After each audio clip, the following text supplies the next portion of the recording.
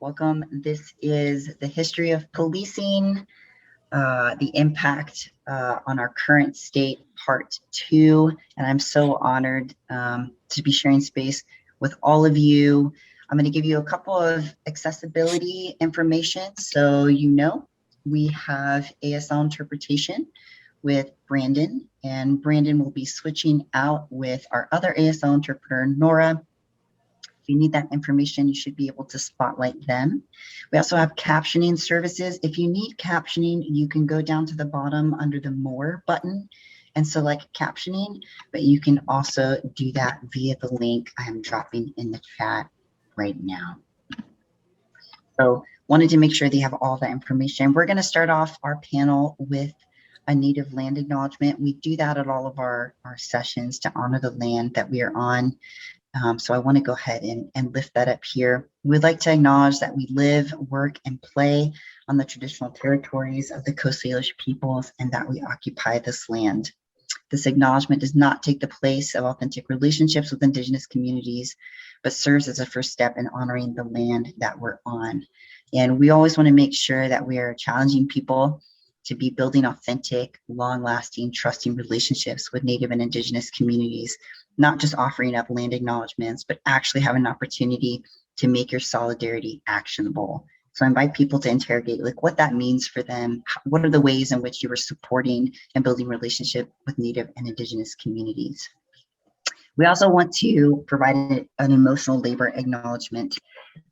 Today's conversation is an emotional one, and for our panelists, in particular for Amijah and Travonna, they are carrying a lot of emotional labor in having this conversation, and I want to honor that emotional labor and express gratitude for that, and invite people who are sharing this space, both as white folks and as non-Black folks of color, to also be in agreement as a community to hold the weight of that emotional labor.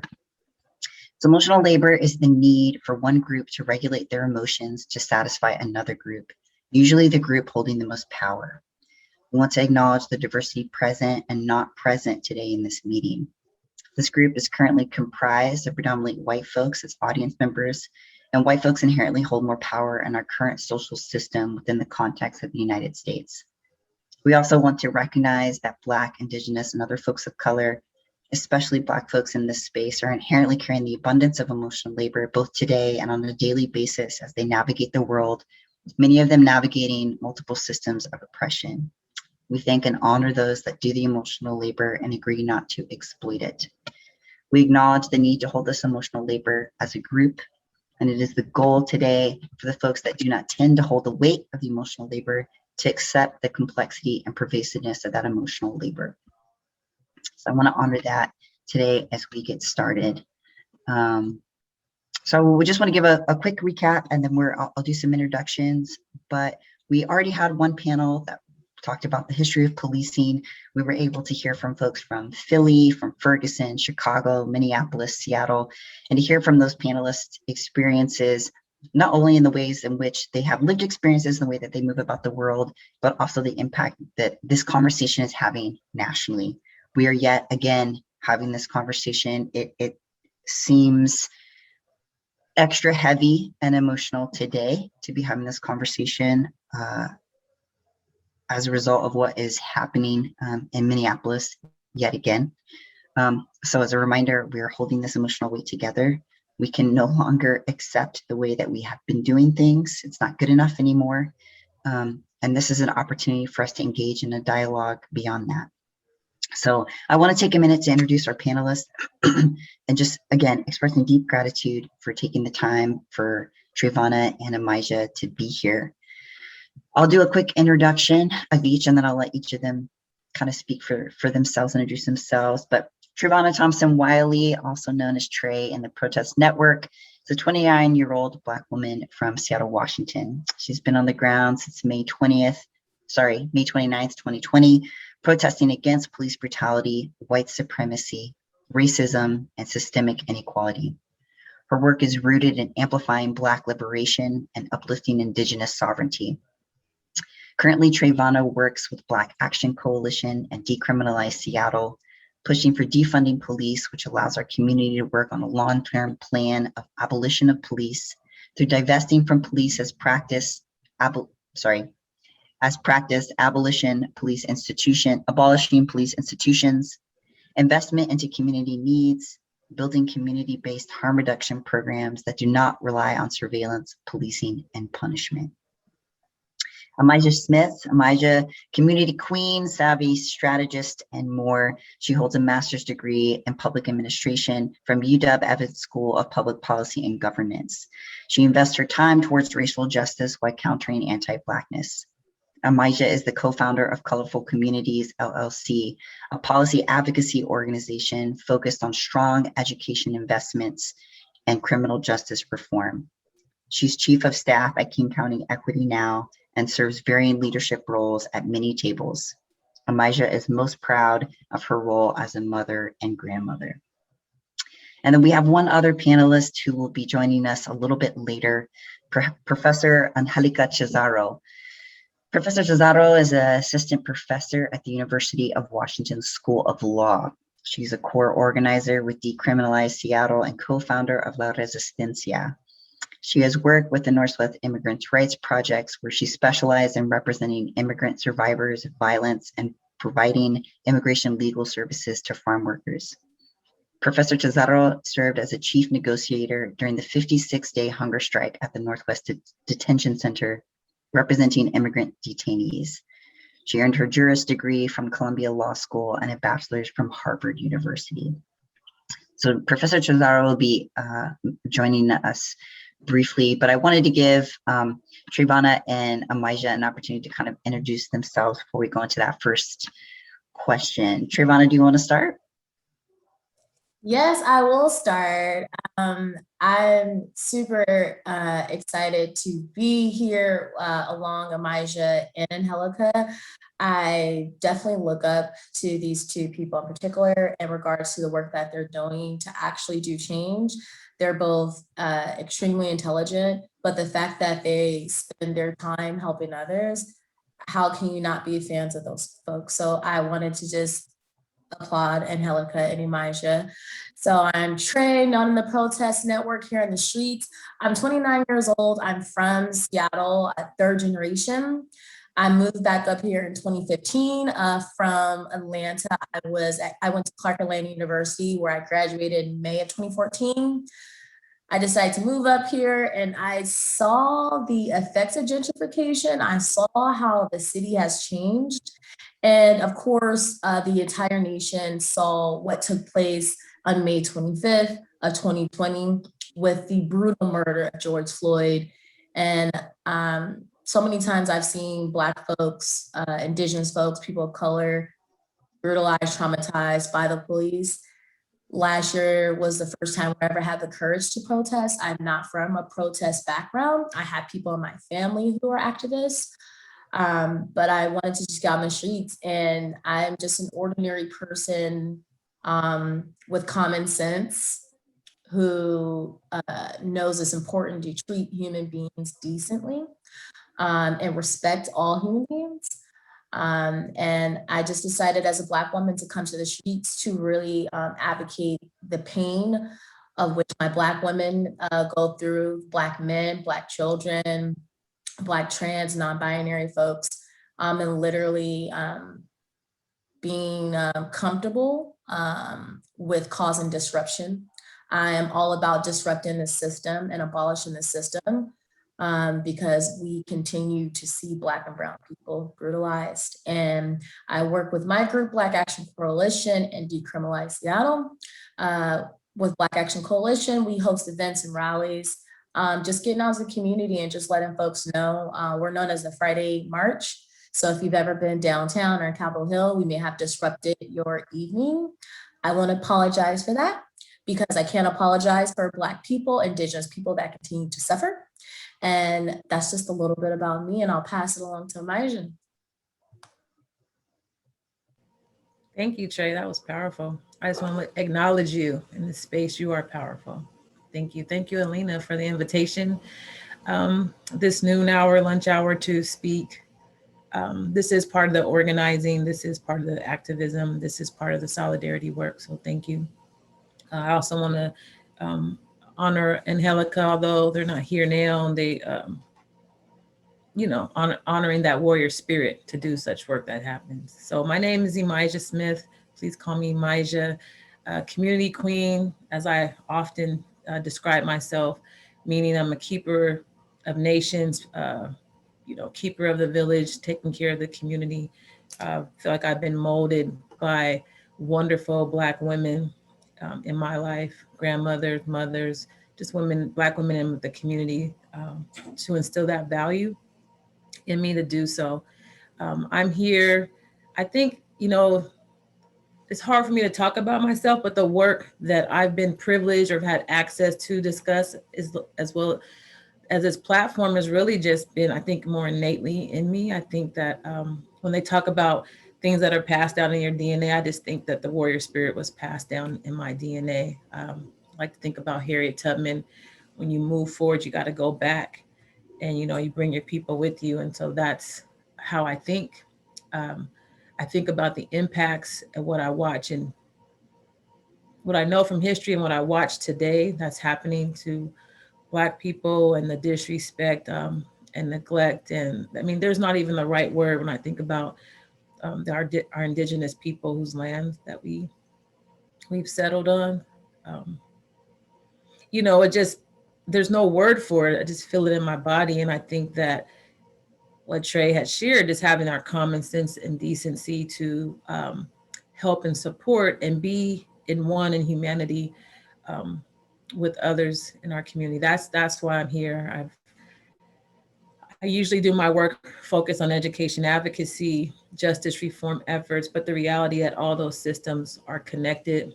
They are so steeped in I don't even like somebody help me say not use white supremacy anymore, because white people are not supreme, but that these institutions and these systems that are steeped in racism, that have created a caste system in our nation, that have created a system of who's valued and who gets resources. I'm just working to eliminate that, not to flip it and reverse it and to put somebody on the bottom and flip the caste system, but to balance that out. So again, that we can really all walk together in humanity. Thank you. Thank you both for sharing that. Both just powerful messages, and I'm so grateful and honored to be in a majority Black space on my screen. Thank you for letting me sit in your presence and learn from you, and to give the other folks on this call an opportunity to learn as well. So I wanted to jump in, and Trae, I wanted to start with you and ask you kind of a deep question, but how has the history of policing impacted the organizing, like the on the ground work that you're doing with communities that have been disproportionately and negatively impacted by policing, and obviously specifically from the Black community? Yeah. How has that history impacted that on the streets? So I took a few notes, because when I'm going into statistics, I like to be right with the words what I say. I didn't come from me personally. I'm not an activist before this or a protester before this.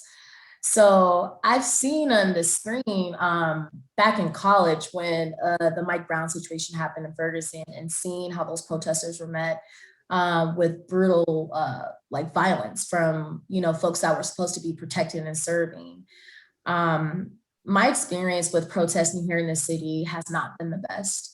I won't say it's been the worst, because I have seen far worse images from Minneapolis, from Atlanta, from Miami, and so forth and so on. But it hasn't been the best. When I first protested back in May 29th of 2020, I literally just came downtown because there was just a gathering of folks that were supposed to be in downtown Seattle.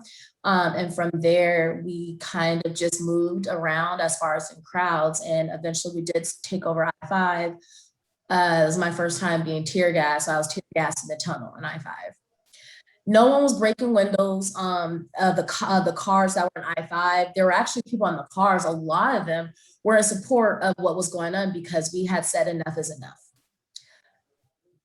We had recently learned about what happened with the Breonna Taylor incident, and then there was the Ahmaud Arbery incident. But seeing George Floyd, and excuse me if I pause sometimes, it's just some trauma having to relive it. I have not watched the entire George Floyd video.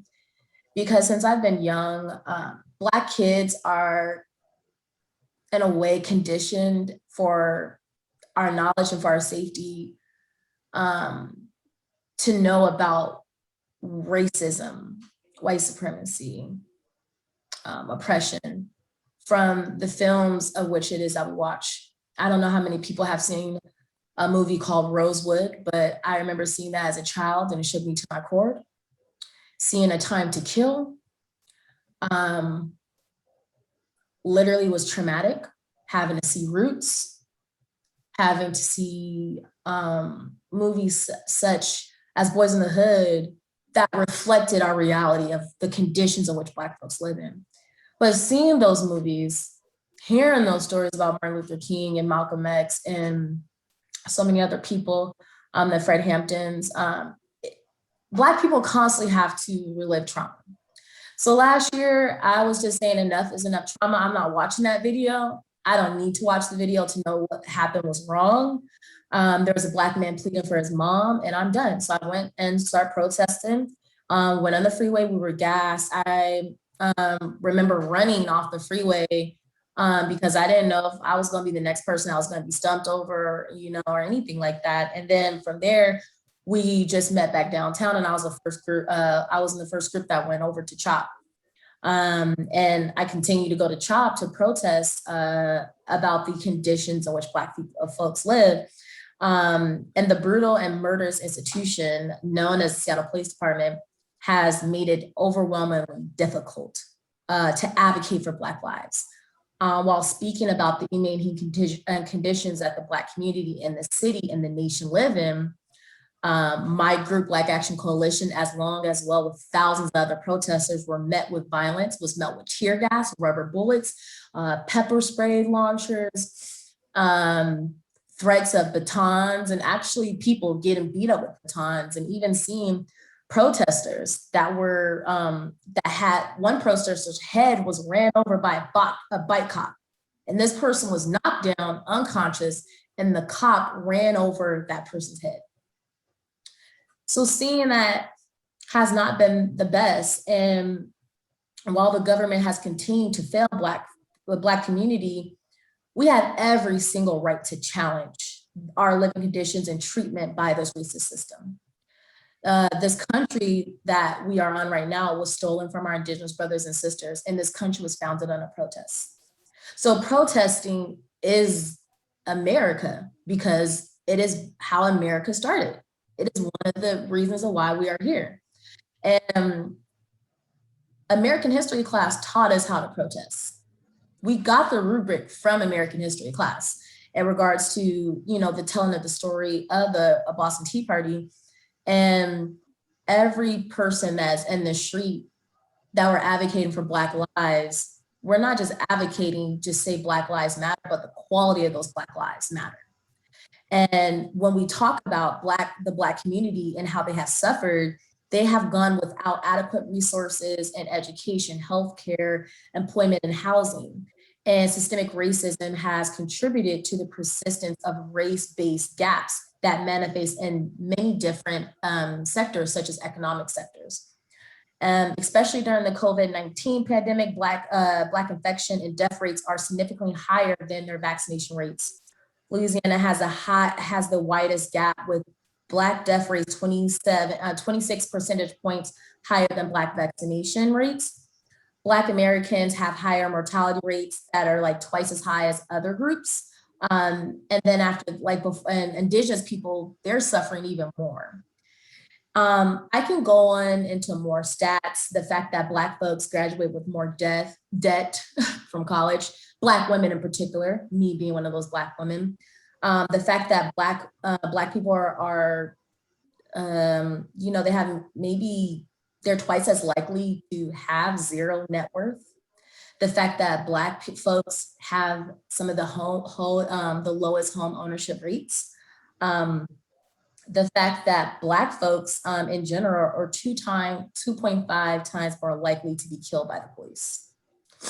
So these are all of the things that we're trying to change, and us coming into the streets and talking about that with us peacefully, my group, peacefully holding circles and intersections, because we have the right to protest, of just giving statistics to talk about the real experiences of which Black people have live in this country.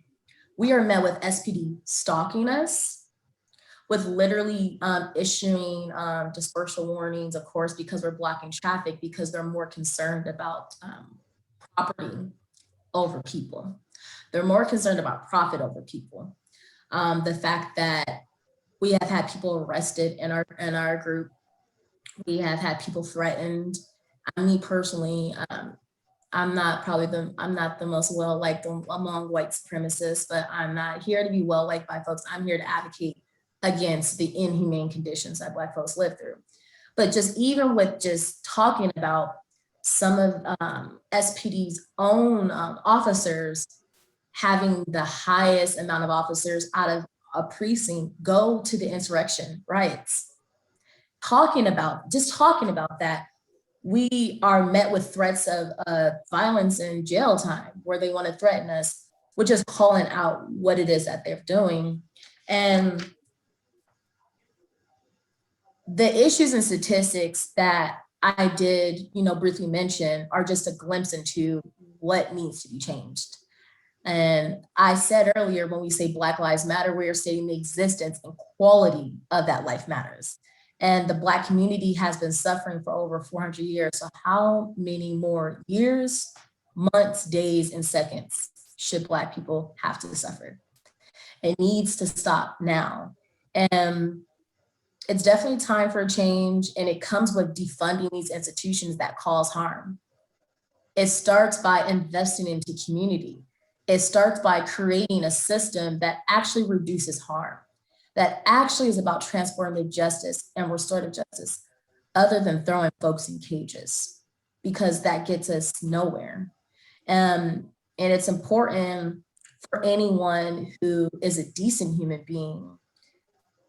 If human life means anything to you, you can't be silent in these issues. You have to speak up. And I remember speaking to Vice News about this, because Vice News, they gave like little snippet of, hey, y'all got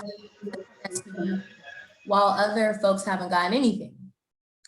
And I just said, as a Black person, as a Black woman, I am tired of small wins. And I can say our Indigenous brothers and sisters can just say the same thing. Our other brothers and sisters who are like people of color can say the same thing as well too. We are tired of small wins. And in order to have some type of radical change, it requires radical thinkers. And it literally requires just a few people pushing forth that change. And you don't have to be anybody that's extraordinary. You don't have to be the most well-versed in, racism or how to be anti-racist. You can just simply just be a human being and just say, hey, this is enough. And folks should all have like the opportunity, to live peacefully, to have the amount of resources, and to definitely just be able to just survive. And I just want to just say that any silence that you have is a part of that violence. So that is just a little bit, about just why, how, groundwork has been impacted by policing, and also what it is that we're policing for, like how we're protesting. Because I think a lot of folks like to just say that, we want to come in the streets and cause disruption, but you have to listen to what it is that we're saying. And we constantly talk about, what has been said in the civil rights movement, what happened, in the civil rights movement, what's happened after that, but also just going over the real, conditions that folks live in, to really highlight to folks that there has to be some type of change.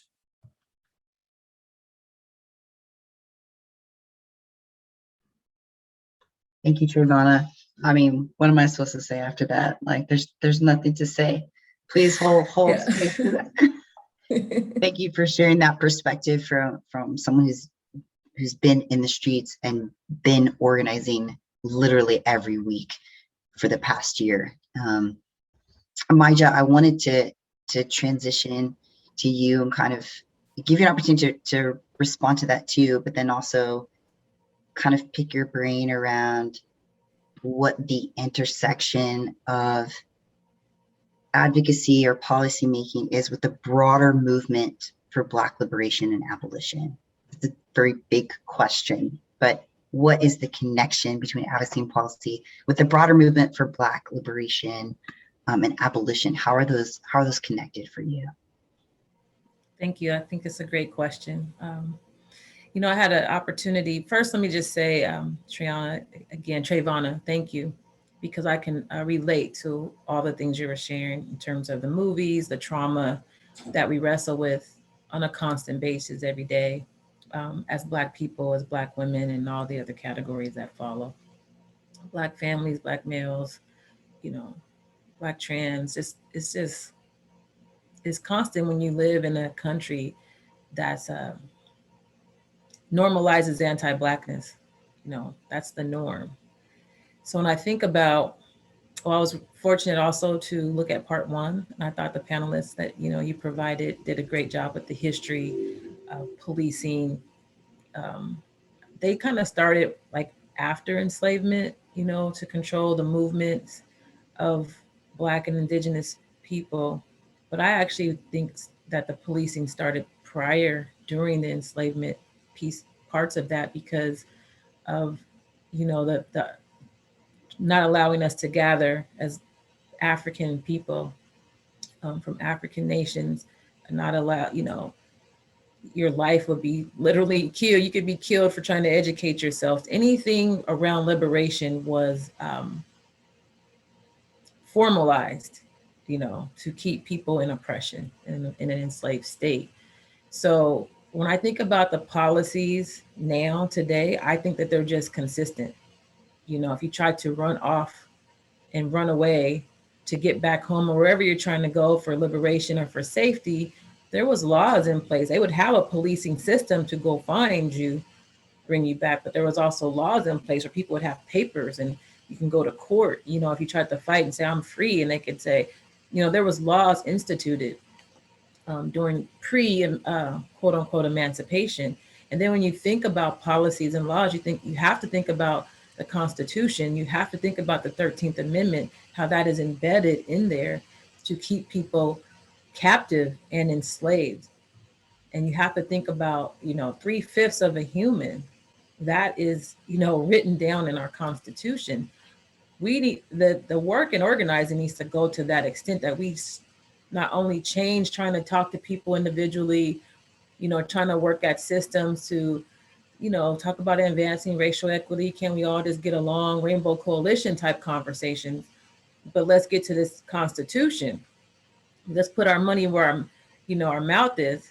And I'm really about that life. So I'm ready to make that happen. I'm not here to, you know, a little bit of money here in that symbolic conversation. No, this is lifetime work.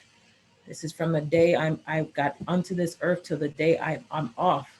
And then, God willing, and just hearing from folks that I don't even, you know, I'm connecting and building relationship with Travonna on this call, that, you know, that this is in our spirit and the wind is behind our back and our ancestors are behind our back, to make sure that we get to that place.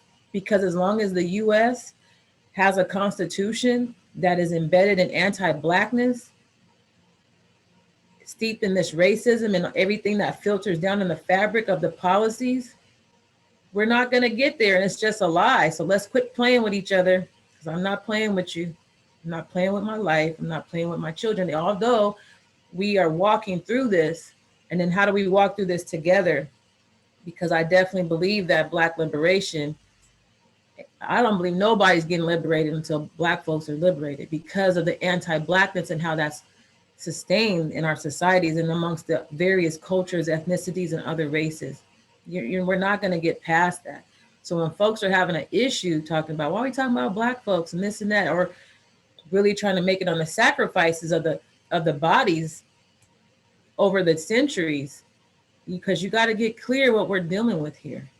Got to get clear, and we got to get past the fear. African people are very compassionate and very welcoming. I mean, that's just what we are. So people got to get past the fear that if you allow these great, brilliant people to be free and liberated, that something's going to happen to you. Nothing's going to happen to you. And inform me what's going to happen to you, because after we're free and liberated, and even the Constitution is, we still got to deal with the internalized oppression of people thinking that they're better than other folks, or people thinking that they're less than. That's the next level. We just got to get to the paperwork first.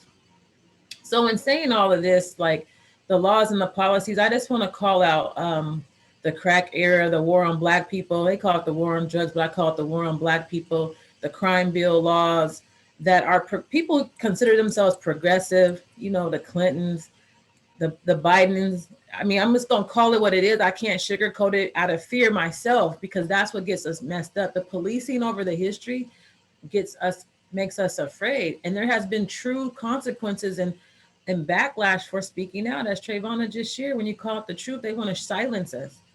So we have to just call it out. And it's across race, because people are dealing with self-hate, internalized stuff, and they're not quite educated. And they have to broaden their awareness, and they're also afraid. But during that time, when the drugs were brought in, politicized too, if you just know the history, the government was bringing in the drugs. I mean, there was Black folks didn't bring it in, but the policies of who got the consequences were the Black community, without any resource to support the community dealing with recovery and addiction and all those things, and really legitimizing why they can break our families apart, and sending people to jail, giving them lifetime sentences, striking people out, all those things that I really work as best I can alongside many other fierce organizers to reverse those type of policies and laws. So I just want to celebrate right now, because it's on its way to the governor's office, where robbery 2, which was a strikeable offense here in Washington state in 2019, you know, in the face of addiction change, resources came into the community. You got insurance to help you go to a rehab. But, you know, addiction makes people do crazy things and commit crimes out of survival and to feed that addiction. Well, a lot of more robbery 2s are kicking in, but who's getting those robbery 2s? Not Black folks. Not to the extent of before in terms of what the face looked like. So our legislature had took robbery 2 off as a strike, but only made it going forward, not going backwards. Well, if you make it going backwards, who do you think you bring it home? Disproportionately, our prison system is of African-American males. It's disproportionate for the state. So if you're not bringing those folks home, when that war on Black folks and that crack era and that addiction era, we were targeted for that, then you're not rectifying or healing the harm that was caused. You're not really about reform.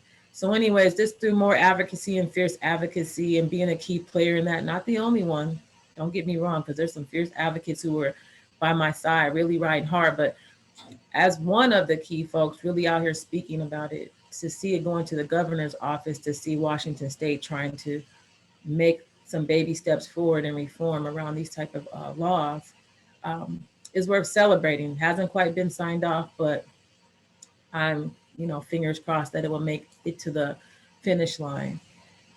It's those type of policies that we have to shift, but it's also those policies in the foster care system that we have to shift. There's also the policies in education that must be shifted, because it's been since the inception of, I think, Black and Indigenous folks, period.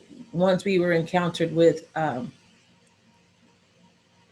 don't know what word to use, but on this soil where folks were settling and colonialism and racism, like I said, your life was at stake. And so there's policies currently in our education system that continues to prevent our Black, Indigenous, and people of color to know who they are, to be properly educated, to have a quality education, and they're constantly through those systems being pushed out from the school to the prisons, which is still feeding enslavement, right, because of the Constitution. So I could go on and on. There's so much to say. The housing, I think that plays a role into the policing as well. Like, what neighborhoods can you go to? I'm still feel some kind of way when I cross the Montlake Bridge going north, and I'm in certain neighborhoods and I don't fully see myself there. I don't know how people are going to treat me and how I can respond in a safe way. That my safety feels much different than if I'm in a community that people recognize me and not caring about how I walk, how I talk, what my children look like. And as central area has been gentrified, South Seattle is being gentrified, I still have that sense of unsafety in my own neighborhood. So yeah, the policing is really steeped actually in all of this. And I think policing plays a key role in how the rest of the structures of racism and systemic racism are founded. It's an anchor. It's an anchor. And that's why it needs to be definitely transformed. The word I would use is transformed. Thank you.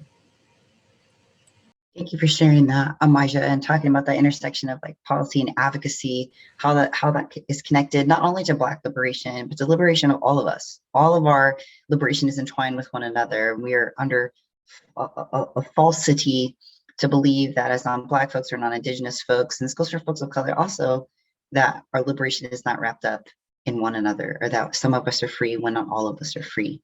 And I think this kind of provides a perfect segue for Professor Chazarro was able to join us, and thank you for being here. We've been able to hear about the history of policing and the impact that is having like on the streets in communities that Travonna has been working with, especially like Black communities that are negatively and disproportionately impacted by policing, and then hearing from Amija talking about that policy advocacy piece around how that is intertwined with broader movements for liberation. And I think Professor Chazarro, I'd love to hear from you of like, how is the movement for Black liberation and abolition intertwined with other liberation and other abolition movements from your perspective? Thank you, Alina. And thank you all for all the work of putting this together, and to the interpreters. It's great to be here. So I'm actually going to share my screen because I feel like to answer that question, sometimes even hearing the word abolition, people have a moment where they sort of like step back and they're like, what are you talking about? You know?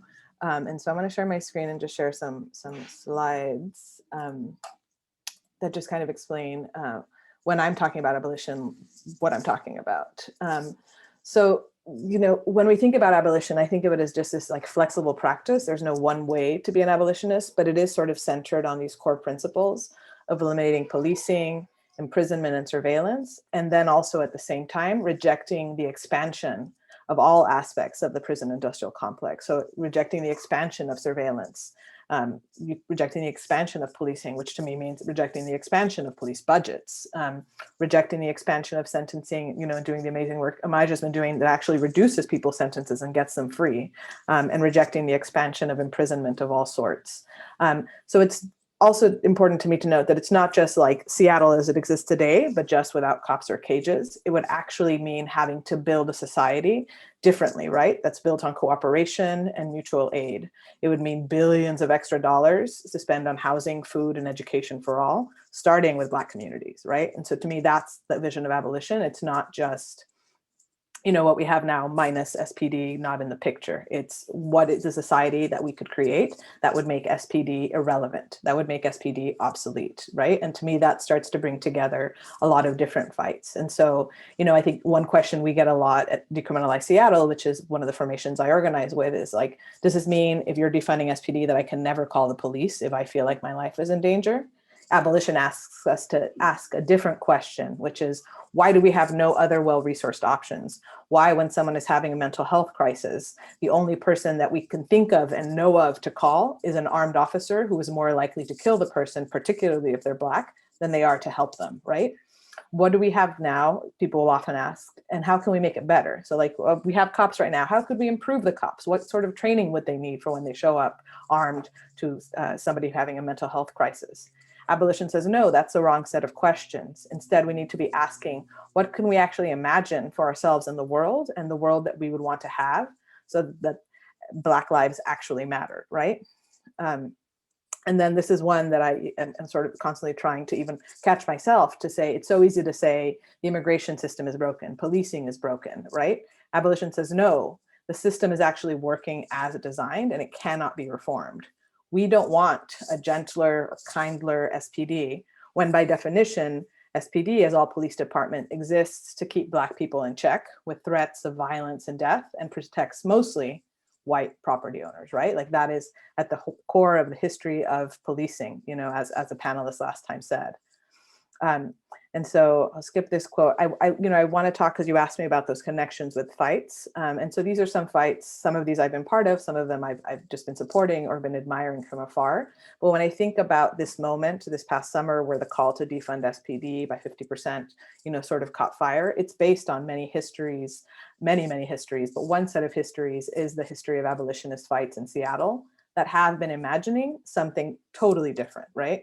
So when I think about pre-2020, and again, this is just recent history, there is so much history, particularly in the Black community, this is built on, but recent abolitionist organizing includes the push for, first of all, in 2008, the county wanting to build a new adult jail. A group of people came together and said, we don't need a new adult jail. And in fact, now the county hopefully is moving towards making the adult jail fully obsolete. Then in 2012, a lot of those same people, and then a lot of new people came together to start the movement against the new youth jail. And that fight is continuing. So 2012 to present. And I can tell you, as someone who was there from 2012 and you know, spent many years fighting this, at the beginning, this was very, like, not very popular, right? Even some of the like nonprofits that serve children were like, but don't we want a better looking jail? You know, the current one is a big mess. The courts are disrespectful. And so it took a lot of years of like consistent fighting to insert this vision that actually we could be a city with zero youth incarceration. And then it took a lot of vision to say, no, King County and the city of Seattle, it's not enough for you all to say, our goal is zero youth detention without actually acting on it, right? You can't be saying zero youth detention and finalizing the building of a $240 million facility that now the county executive has announced that he plans to empty by 2025, right? There was the fight to block the bunker, which to me is sort of a precursor to defund SPD directly. And that was a fight to stop a North precinct, a new precinct being built in North Seattle, right? And so that was, again, a very activist-led fight, a Black-led fight to say, we don't need to see another basically police bunker built. We need the money to go elsewhere. And then for me, you know, I've been also part of the fight to shut down the Northwest Detention Center in Tacoma. This is one of the largest immigrant detention centers on the West Coast. And that fight has been going on from 2014 to present. And really, in many ways, since the facility was constructed, people inside have been in like rejection to it. But the organized fight has been ongoing. And just this legislative session, a bill was passed that will end the contract, and that contract is supposed to end by 2025. And so that facility is on its way to being shut down. And all of these fights are connected, right? Because, for example, right now at the NWDC, even though it has a capacity for 1,500 people, we're down to 200 people in that facility. And the reason we're down to 200 people in that facility is because Trump closed the border, Biden has continued to close the border and not let asylum seekers in, but also because of the really fierce fights in Washington state to say we need to stop the collaboration between the police and ICE, right? Because the police who serve to police Black and Brown communities, when those community members also happen to have non-US citizenship, they would then hand them over to ICE. And we, because of a lot of community fighting, passed a law in 2019 saying that cooperation ends today, right? So the Keep Washington Working bill said no more cooperation between ICE and local law enforcement or any agencies in Washington state, except for DOC, the Department of Corrections. And so today, because the governor kept an exception in there saying we are okay with handing over our family members and community members in DOC custody to immigration, the immigration prison, which should be empty, is filled with people who were transferred from DOC custody, either in Washington or Oregon, right? And so you see all these connections and say, you know, if we had won that fight, then it would not matter that we just won this fight where we're going to close that facility, because it would be almost completely empty. And so now we're going back and saying that's the fight. The fight is not for the governor to congratulate himself and say, we've emptied, you know, we're against private prisons, so this facility is going to close. It's for him to turn to his own house and say, why am I handing over people from DOC custody over to ICE, right? And that brings us to like the 2020 fight. So all of these are like built on these years of organizing, or like the fight to defund SPD. The reason people were able to come together so quickly around their demands, in part, is because they'd already started to have that imagination, that radical imagination that it takes to say, hey, if we could be a city that has no youth detention, we could also be a city that has half the cops that we have today, or even less, right? There's now a fight also for no new cops. There's been a fight for no new women's prison this year. There's a fight to stop the expansion of Western State, which is basically a prison for people with mental health issues. There's a push under the banner of Free Them All Washington to free all our family members and community members in DOC custody. And to me, all of these fights are related, right? They're fights for liberation. So I'll pause there. That was great, Angelica. Thank you for sharing all of that information and really giving people an opportunity to dive deeper into like how liberation movements are intertwined and connected, and where there's an opportunity for us to build collective power. I think one of the most insidious ways that white supremacy shows up for me, as also acknowledging as a light-skinned, like Mexican American person, is that it pits communities of color against each other. It pits Black and Indigenous and other folks of color against each other, rather than giving us an opportunity to like, how are we building collective power to dismantle how white supremacy harms all of us? What are the ways in which we are horizontally oppressing one another or perpetuating lateral violence against one another? How can we repair that harm and like build our movements up? Each of you have brought such a powerful perspective, and I wanted to open it up again just to hear from folks of like, I obviously can't cover everything in the questions that I want to ask, and I want to give each of you an opportunity to share openly and freely whatever insight or wisdom or things that you want to share. I know that's kind of an on-spot question, but I wanted to give you an opportunity to do that. If I could go first. Oh, Amija, you can go first. I just want to highlight the solidarity piece, right? People want to help. I'm not sure, we're coming from different perspectives, different even end goals. Sometimes people just want to all go away and close their eyes and just give a little bit of money to be resourced for organizing works. I just want to speak to like, it's everyday work for every single one of us. And I just want to talk to the anti-Blackness piece, because when we're saying we're doing solidarity work, trying to do coalition building work, too often folks who don't have the experience, and oftentimes non-Black people, come in trying to dictate how Black people or our Black experience needs to be healed or how fast it needs to happen. And this is something that you'll hear just about in every Black-led, Black liberated group. You know, you have to fall back and take leadership from us, because we know.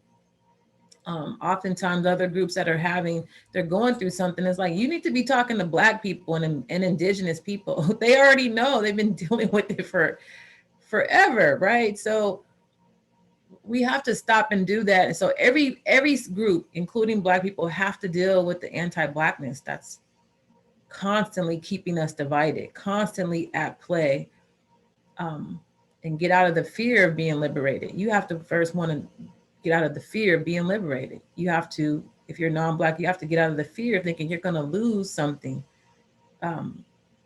because of you're not, because you have to connect this liberation with each of us, that we're all tied to each other. But I just want to first and foremost say that that's what gets in the way of the solidarity work. The anti-Blackness, people coming in thinking that they can dictate, or, you know, getting, really advancing off of the sacrifices and the deaths and our struggle.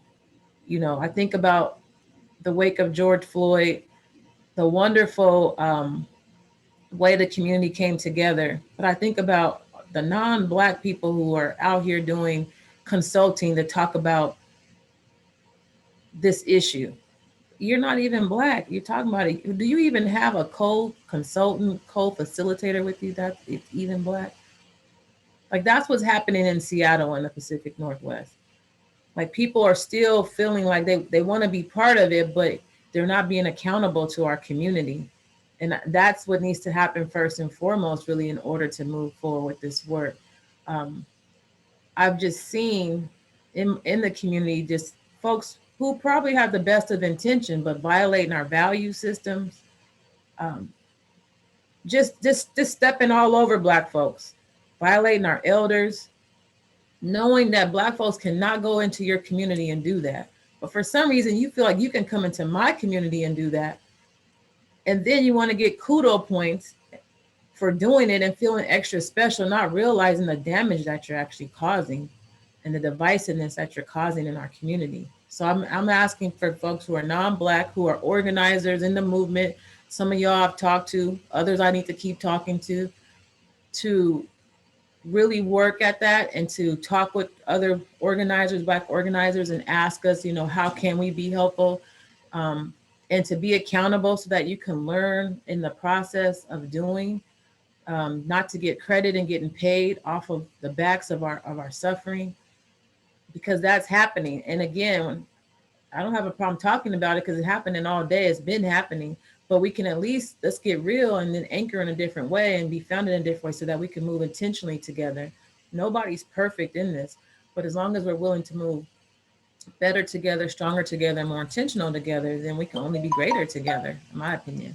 So I just want to call that out because it's happening all the time. And then don't get offended when we say this to you. Just pause and listen and see what you can take from it, you know, and take it from there. And for those who are really in solidarity with you and really care about you, we're gonna do it together.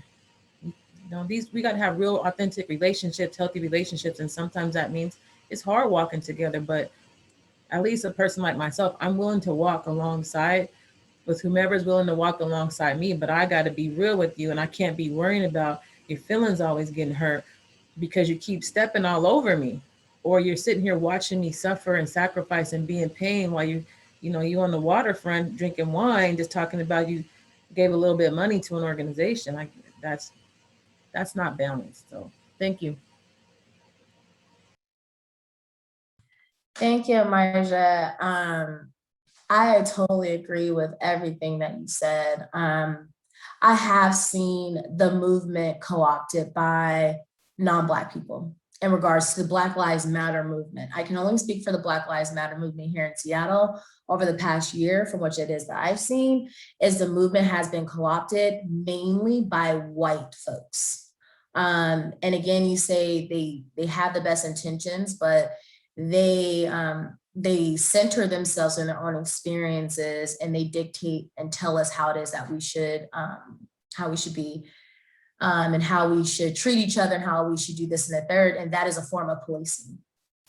Policing inherently is ingrained in a lot of us, but a lot of white folks police Black folks. Think about in the ways, I mean, Amijah, you know what it's like to go to a white neighborhood and you turn your music down. That's like a form of policing that even Black folks, we inherently do. And it needs to stop.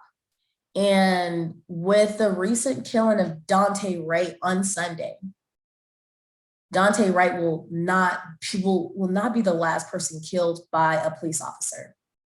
Literally miles away, literally just a few miles away from Minneapolis, where the Derek Chauvin trial is going on. And a lot of folks are forgetting it's the Derek Chauvin trial and not the George Floyd trial. Because George Floyd is the victim. George Floyd did not want to be a martyr. I guarantee you, George Floyd wanted to live. George Floyd's life was taken from him by a police officer. And with the incident that happened to Daunte Wright, it's the same excuse that they give Black folks.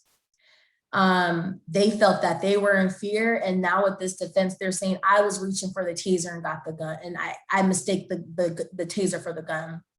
And again, Black folks have to pay the mistakes of other folks, a lot of times white folks, with our lives, with our physical bodies, with our physical, or just our physical being, the threat of our existence by someone who makes a mistake. Policing has to go.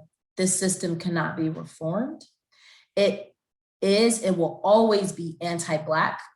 It will always be oppressing and throwing Black folks in jail, whether they're a Black man, a Black woman, a Black child, Black trans, non-binary. If they are Black, the system itself is inherently there to suppress them. And I know it is scary for some folks to imagine a world without policing, because we have been conditioned to believe this is the only way to gain law and order. But if me as a Black woman being afraid of the police and having the police be called, if I'm afraid, but you as a white person feel safe, that's an issue.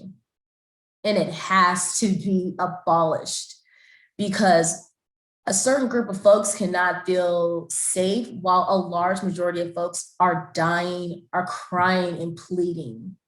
We have yet another mother that has lost her son, another father that has lost his son.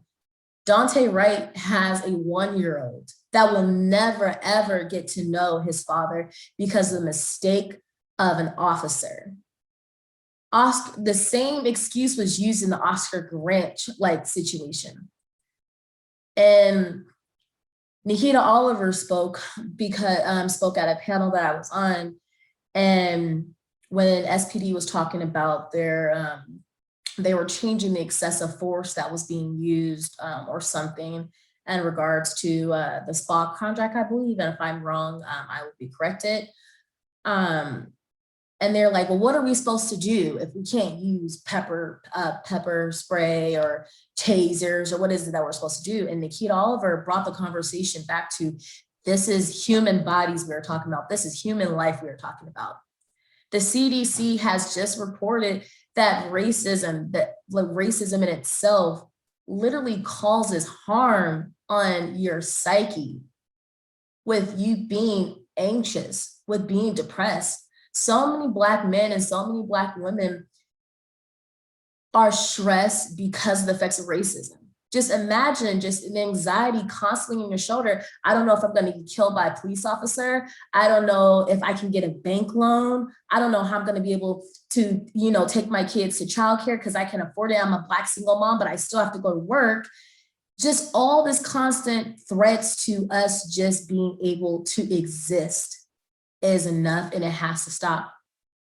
And I just really want folks to understand that it is cool that you feel safe, but it's not cool that other folks don't feel safe.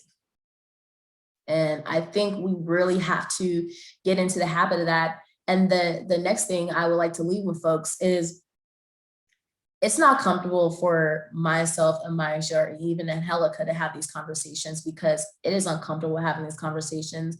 And I understand it's uncomfortable hearing it, but it's uncomfortable for us to talk about the traumas that our community faces. And I implore every single one of you that's listening, that get comfortable with being uncomfortable, because Black folks, Indigenous folks, people of color are always uncomfortable, always. And it doesn't matter if you're a man in a uniform who is an Army veteran, the same Black and Latino man that was pepper sprayed and that's currently coming out. It does not matter if you are Forrest Whitaker, who's racially profiled, who's a famous actor at a deli, or even if you're Oprah, who literally was told no to get in a bag because a sales girl was like, well, she's Black, she couldn't afford it. It doesn't matter what type of status you are. You are Black, you are Indigenous, and you are a person of color. And some folks just do not find you worthy. And that's something that we have to change. So I just wanted to just leave everyone with that. Thank you for adding that, Travonna. I just want to remind folks to put your questions in the Q&A, and then to also, as we move forward into the Q&A portion, please be aware of the impact of your questions. We talk about, or have heard, like that silence can be violent, and so can questions. So think about, will your question be re-traumatizing for any of the panelists, and asking them, is this something that you can talk to someone else about, or Google? I'm not telling you not to ask questions, but just to be aware of the impact of your questions. If you have to check in with yourself about, is this appropriate or not, it's probably not. So just be aware of those questions, and we'll get to those as we move forward. Just to wrap that portion of what people have shared, I just want, as we continue as we get into the Q&A, and Angelica, I want to give you an opportunity to share too, any last thoughts. But I'm inviting everybody to interrogate their feelings of safety. Like, why do you have the narrative of like, this keeps me safe or this keeps me not safe? And more so for people that are questioning, why do I feel safe? This work is hard. It is, discomfort is part of it. But to Travonna's point, and to build off what Amaya said, also, there's a difference between comfort and safety. It is a privilege to be uncomfortable and not to have to experience being unsafe, literally driving your car to a car wash or going to a grocery store or riding transit or to the post office, or the other plethora of experiences that, in particular, Black folks, but Indigenous and other folks of color have to go through all the time in the way that they move about the world. So I'm inviting, this is an opportunity to interrogate where those feelings come from, where those narratives come from, and to learn from one another. The last thing that I just wanted to say too is to Amaja's point, is solidarity has to be actionable.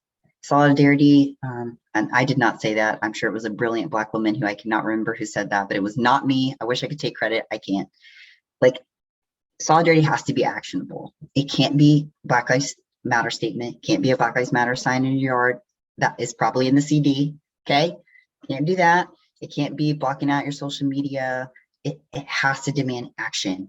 As a non-Black person, what does my solidarity look like? What am I willing to give up? What am I willing to risk? How am I decentering myself in a conversation?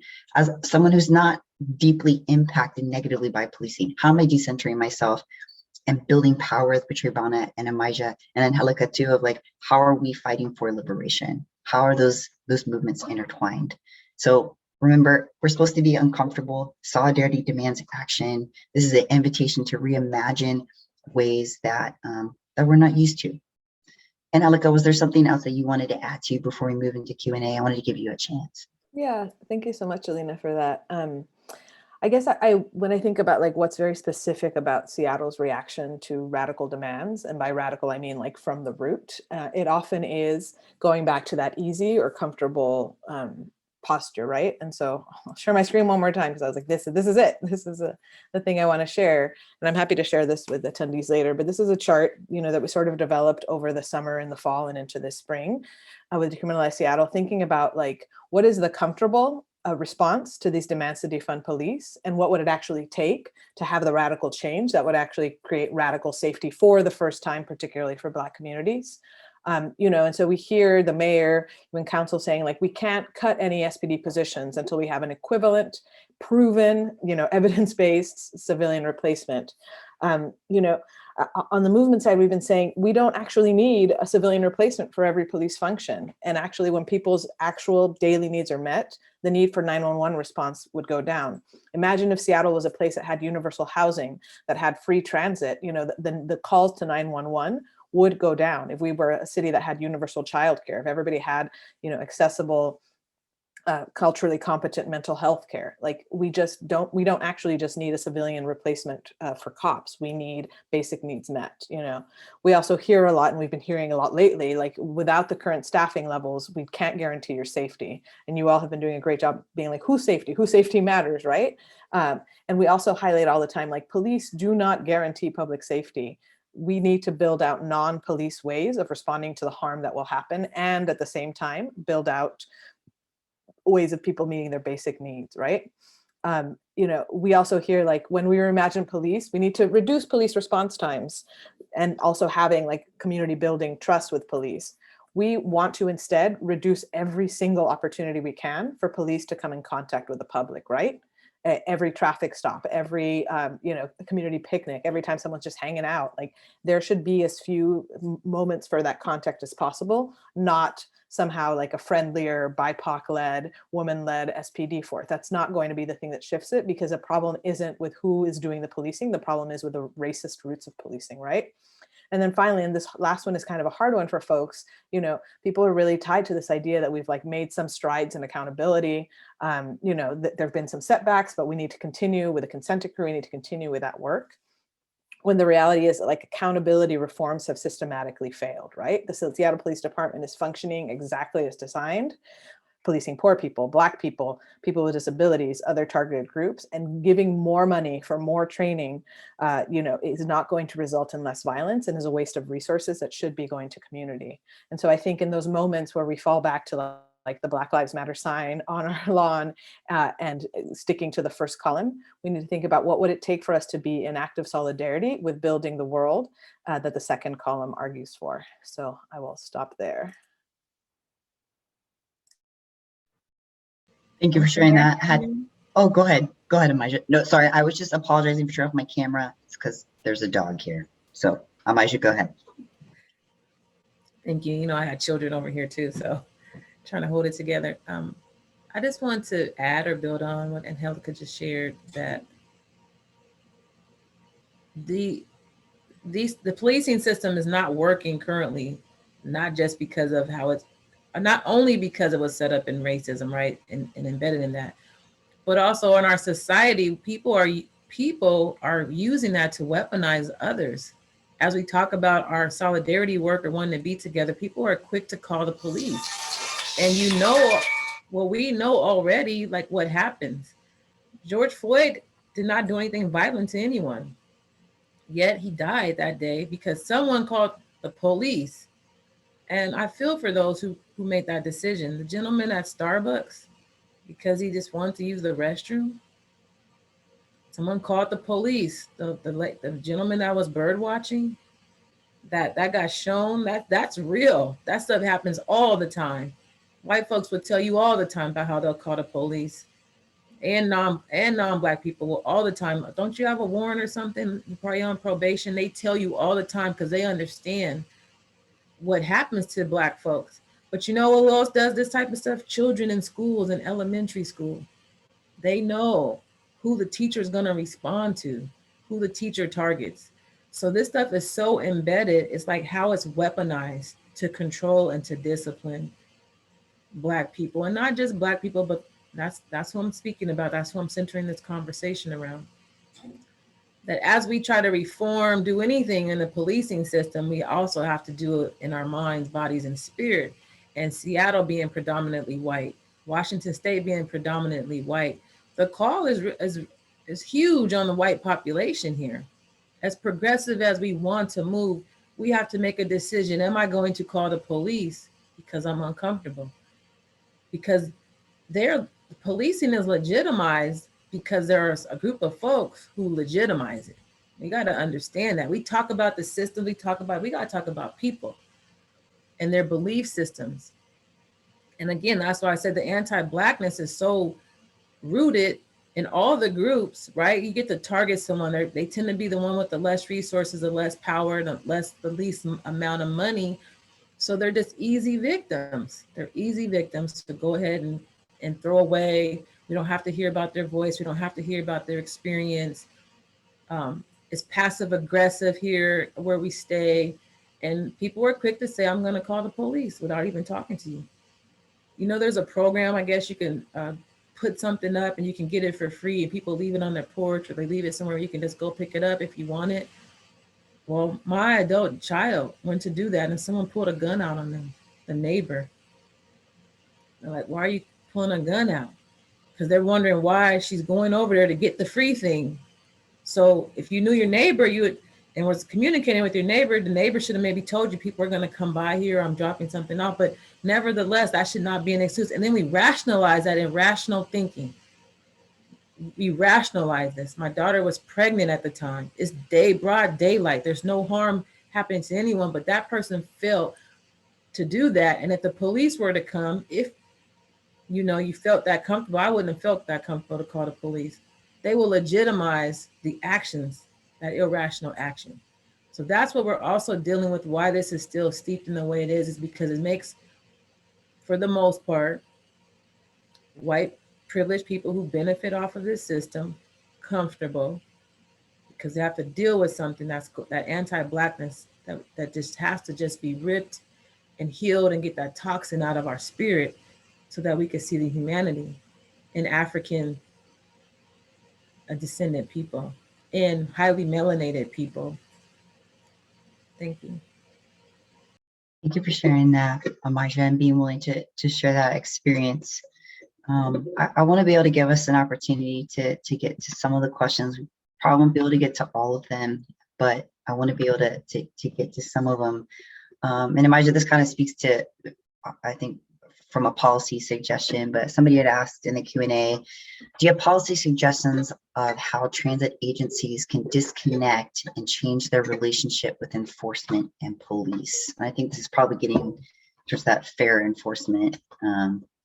Decentering myself in that conversation because I have feelings about fair enforcement too.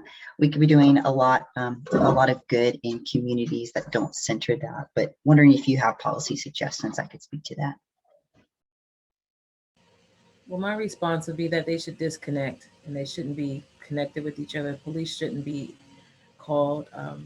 You know, the data that's shown, I think, for fair enforcement is that it's disproportionately Black males 25 and younger who are targeted for fair enforcement. And sometimes you could have your ticket and have paid your fare, but then they start asking for your ID. It's just a way to interrogate folks. And then if you get to speaking back about your rights, then people are power tripping, right? And then they want to call the police. Too many instances that has happened that I'm aware of by real people who've talked to me about that. I just think that why, if it's a citation anyways, why are the police even involved? You know, my understanding with the police, oftentimes they're called after something has happened and you want to go out and get a perpetrator or what have you, but why are we calling the police for oftentimes really non-violent, not a real safety issue at all? What's the safety issue? What is the safety issue? They should be riding for free anyways, because Black folks, we've already paid our fee. We've already built the country off of our ancestors have built it. We've died building the brick and mortar on these indigenous lands. Why are we paying anyways? Why are you bothering me, bothering my community, bothering my relatives, bothering my children? Why are you bothering them about some fare? Just because, again, they see us as easy targets, nothing's going to happen. Maybe you don't have the money, maybe you can't fight it. And if you do speak to your rights, you're probably for the most part going to go to jail just for talking back to police officers. And so those are two systems working together. And I just believe that that's structural racism and that they shouldn't be involved. Thank you for sharing that, Amaja. I know that there was another question. Thank you for dropping that in the chat, just around what current legislation is happening around the city and county that are going to direct route of defunding police and moving these resources to community. And since there's a resource in there, I think one of the things that I just want to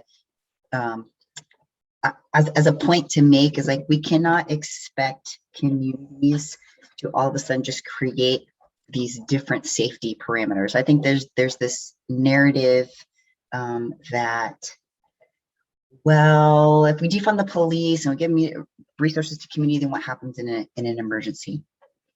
And I'll be vulnerable. I've thought that too. Like, that is not, and that is the privilege in the way in which I move about the world, that would be a thought. Well, what happens if this happens? And the challenge for me that I'm constantly, trust me, I'm being held accountable at home also by my partner and by other community members, and being able to be in the presence and learn from the wisdom of Travonna and Amaja and Angelica and other folks, particularly within the Black community, of decentering myself in that conversation, but reminding folks is, like, this system has been built since the inception of this country. And to build and reimagine something new, that's going to take time. We're holding unfair standards to this process of reimagining something that could be different. So again, just a challenge for people that give yourself an opportunity to dream and imagine what could be, that actually prioritizes the safety of people that have been most impacted negatively and disproportionately to policing. We had another question in the chat, which these two questions I feel like both of you have spoken to.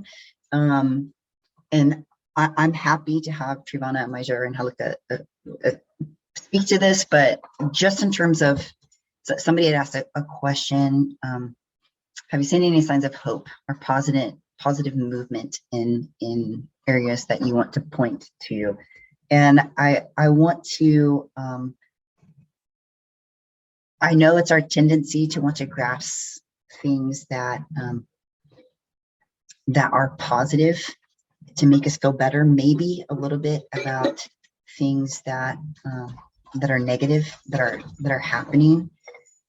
But I think it kind of goes back to this, like, do we reform or we abolish?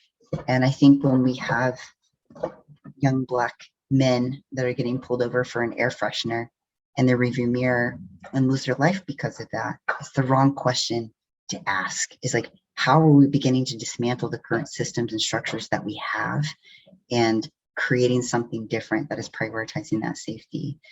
I know that there's work that is happening in communities and organizations, and specifically for Travonna and Amija, I wanted to give you an opportunity to highlight that if you wanted to, but I just wanted to call that out also. I would highlight, there are days I don't feel hopeful. I'll just be completely transparent. I am walking in, I'm learning to walk in honesty and truth and transparency, because there are still Black and brown people dying. In Louisiana in itself, I watched a documentary, the people that are facing the highest eviction rates are Black women.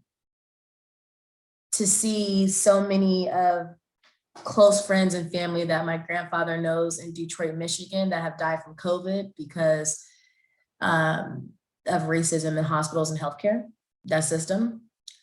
There is not a lot of hope that I see. The thing that I do see is there is more mobilization for change. That's the only good thing that I can say. I can't say that since George Floyd dying and people mobilizing that, you know, more Black people haven't been killed, because that's incorrect. I see a lot more mobilization. I see a lot more mutual aid efforts. I see a lot more community work. And that's just from what it is that I've seen. I can't hold all the truth to that, but what I've seen, and I think in a roundabout way, I guess I can say that's good, but completely honest and transparent. It's not the work that Black, Indigenous, and people of color should be doing. Like some people can sit back at home and, like Amija say, hey, you know, I'm sitting on, you know, my front lawn, I'm drinking my wine, I donated to a Black org, so it's good, you know? When we still have Black people, we still have Indigenous people suffering. And I just want to just add to that, to just be mindful until there is Black people that are not being brutalized by the police, until Black folks have adequate resources to housing, education, healthcare, employment, and so on and so forth. There won't be any good until we get what is owed to us, because we're not begging, we are demanding you give us what it is that you owe. And I implore everyone to follow Black Action Coalition on Instagram and Twitter. I mean, on Instagram and Facebook is Black Action Coalition. And then on Twitter is Black Action COA. And we post, you know, a lot of different posts in there, whether motivational, whether they're educational, but there's a clip on there from a man back in the 60s who was a veteran from Vietnam, talking about, you know, you say this is a land of the free, you say you're standing, you know, by your word, stand by your word and give us free, like, you know. And I just want to just leave it on that we just still have so much more work to do. And I'm not here to focus on the good that's been done. I focus on what still do we have to do. So I'll just leave it there. Thank you, Travonna. I just wanted to follow up really quickly and say that I see the young people who are prepared and ready in how they speak and in their energy. They see it, they see something. They see that a lot of things don't make sense. They see the gentrification doesn't make sense. They see the policies don't make sense. So I'm very hopeful that our young people will carry this forward. my father passed away recently, one of the last things he said to me is that we are our ancestors' prayers. And I got to always remember that, so that there are more to come after me, after him, after us, that this will not just be closed off someday, and that there will be a point in history where we'll say that the liberation of Black people on this soil occurred, and across, in other continents and places, because colonization and its setup is in all these other places worldwide. What I want to just call out a little bit more was policies. Right now, the Blake decision, Washington State versus Blake decision, that called personal possession, made it unconstitutional, which is going to relieve a lot of people who are in prison to be released, to be resentenced, to recover their financial obligations that they paid out. But in that response in Washington State, and very local cities and municipalities can create their own ordinance unless the state makes something unified. And these cities really close by, like Renton's, Federal Way, Maple Valley, are creating policies and ordinances that can not only recriminalize personal possession, but give you higher recriminalize in a way that just makes life harder, right? And the policing in that, the police determines what's going to be written on when they're going to determine if they're going to approach you. They're going to determine what police report they're going to write up, that then will go to a detective, right, to the prosecutors, and how they're going to move with that. Some of this on the state level, they want to make sure that some people can have access to treatment. But in these systems, with the anti-Blackness there, who's going to the disproportionality for Black folks is just going to continue, because who will be decided if you get treatment or not? Who normalizes you as criminal anyway? That was it because you just have an addiction and it's an issue, or is it because you're really a criminal? That's what's happening currently, how they think about the process of criminalizing and the disproportion of Black people still in our carceral system. So I just want to say that right now, locally and on a state level, like on a state level, they're thinking about giving people felonies. So the system is recreating itself. Policing is an anchor in that, but our policies are giving the policing the anchor in that. Our policies that we're creating in our municipalities and our state levels are giving officers the charge. And I'm not saying that, I'm not a person that says all police officers are bad people. This conversation is not about an individual police officer. This conversation is about a system that's embedded in the fiber, in the fabric, that creates these outcomes that continue to keep particularly Black and Indigenous folks enslaved and captured, and to control our bodies, and to control our movements, and to control our voice. That's what this is about. That's what this system upholds.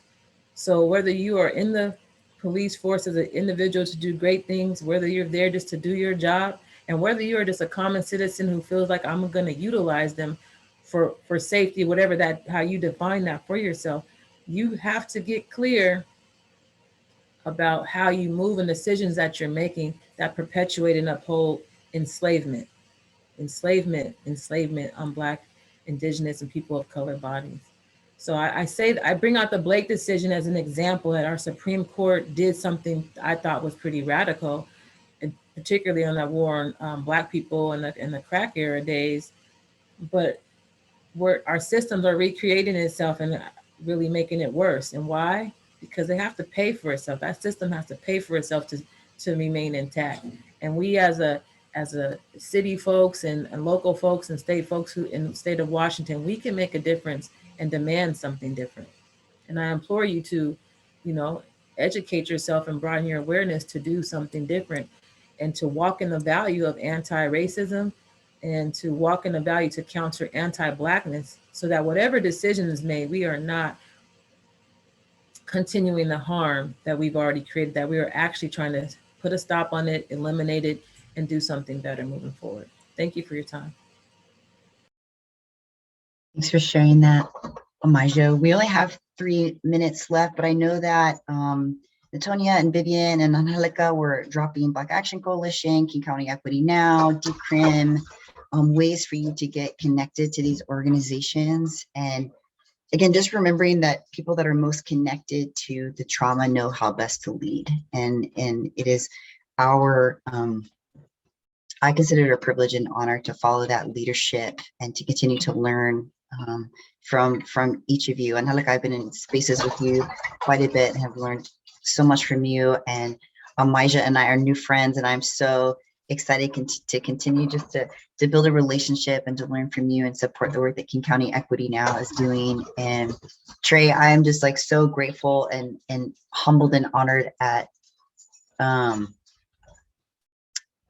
just the fierce commitment that you have to be in the streets. And I will gladly stand with you anytime, always.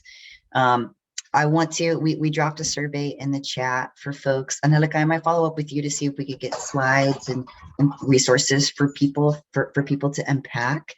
And just a reminder for folks is like, please take this back to your organizations. Once we share and send the link out, we have a new website, the cohort does, so you'll be able to watch these lunch and learns and future recordings, find resources, connect to the cohort in the future. And I'll drop this in the chat also really quickly. I'm not good at multitasking, my apologies.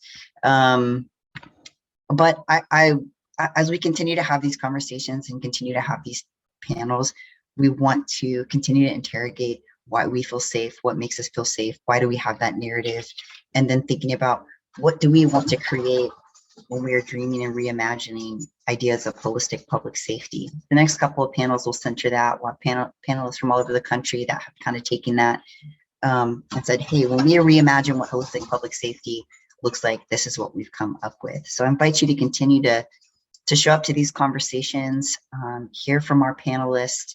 I want to express deep gratitude to Travonna and Maija and Angelica. I know that all of you are so busy and that there's just an extra emotional labor and weight that comes with these conversations. So thank you for being here. To Nora, to Brandon for providing ASL interpretation and allowing us to create more accessible spaces. Thank you. To Haida and Natonia and Vivian for providing chat and Q&A and admin and tech support, especially tech support, because if you know me, you know I'm not a tech savvy person. And to Ava for being here to caption for our audience. So thank you for being here. What I would ask you to do is definitely fill out the survey, but even before the survey, please take a minute or two before you hop into your next meeting or get your lunch to just like settle and think about what was shared here today. Invite people to begin this process of interrogating what safety means and reimagining holistic public safety and what it looks like to actually be in community with one another, how to make your solidarity actionable and advocate for all of our liberation, not just some of our liberation. So thank you for letting me share that little bit at the end. Trae, Maija, and Angelica, thank you so much. I appreciate you. And have a wonderful, wonderful day, and we'll connect soon. This is not the last time you hear from all three of these folks, I promise. All right, take care, everyone.